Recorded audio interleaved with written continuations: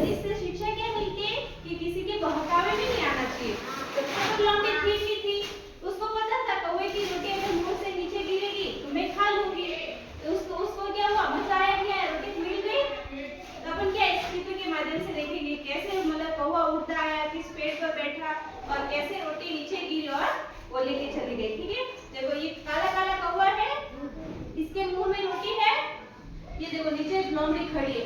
अब ये सोच रही है तो देखो कौवे के मुंह में बड़ी रोटी है, तो अभी नीचे गिराऊं कैसे। तो उसने क्या कौवे की झूठी प्रशंसा की, क्या कि तुम बहुत सुंदर हो। कौवा सुंदर नहीं होता, काला होता है कौवा तो, और उसकी आवाज भी कर्कश होती है। फिर उसने क्या कहा, कौवा भैया आप बहुत सुंदर हो, अगर आपकी आवाज भी बहुत अच्छी है, अगर आप बोलोगे मुझे अच्छा लगेगा, आप एक बार अपनी आवाज सुनाओ।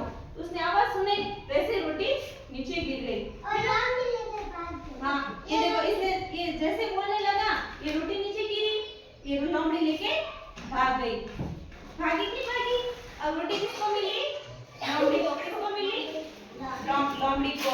इससे शिक्षा क्या मिलती है, किसी के बहकावे में नहीं आना चाहिए। क्या करना नहीं चाहिए, बहकावे में नहीं आना चाहिए, और किसी की झूठी प्रशंसा नहीं चाहिए। ठीक है, आप अगर आपको कोई चॉकलेट देगा तो बेटा लो चॉकलेट दो और यहाँ पर आओ, आप जाओगे, नहीं जाना चाहिए ना, किसी के झूठे बहकावे में नहीं आना चाहिए। अगर आपको क्या करेंगे, कितने करके लेके चले जाएंगे, किसी कोई भी चॉकलेट दे, बिस्किट दे, तो कभी लालच नहीं करना चाहिए। ठीक है, और उनकी बात नहीं माननी चाहिए।